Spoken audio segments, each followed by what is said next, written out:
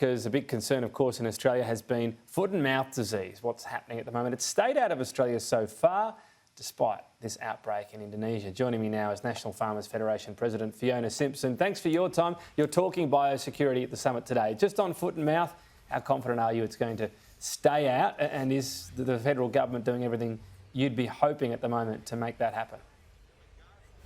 Look, it's been really good to see the federal government stepping up in this space, predominantly at our borders, whether we're talking about our airport borders and passenger scrutiny and baggage scrutiny, but also, of course, in terms of screening every single parcel that is coming in from Indonesia and parcels from other affected countries as well, because we've got to remember we've been dealing with this for a while, having this disease in our near neighbours. And so countries like Vietnam, countries like Malaysia, the disease has been circulating there for some time, and it's only because we have such a good biosecurity system that we've been able to keep it out. So, yes, welcome the government's presence and upping the measures in all of these spaces, but really continuing to talk to them about doing more here in Australia and also in Indonesia.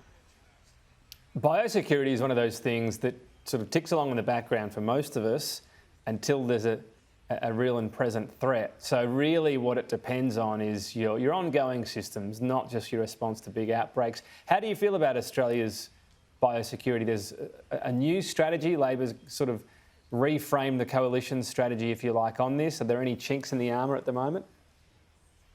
Look, the big chink in the armour is funding, and I think the strategy, as you say, was begun by the previous government. We had good input into it, released by the current government, mentions funding streams something like 16 or 17 times, but doesn't reflect the challenge around those. And that's something where we haven't been able to make headway so far.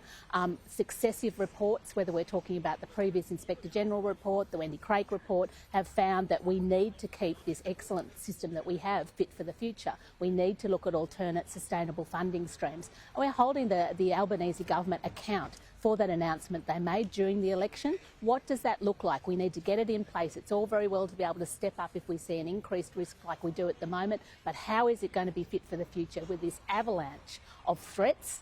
Not just FMD, we have lumpy skin, we have Japanese encephalitis, we have diseases affecting some of our amphibians and frogs and varroa mites, all sorts of different things that are on our doorstep. We need to keep our biosecurity armour strong, and we need to look at how we can fund it sustainably going forward. And that's what we're currently really talking to the government strongly about in the light of their election announcements.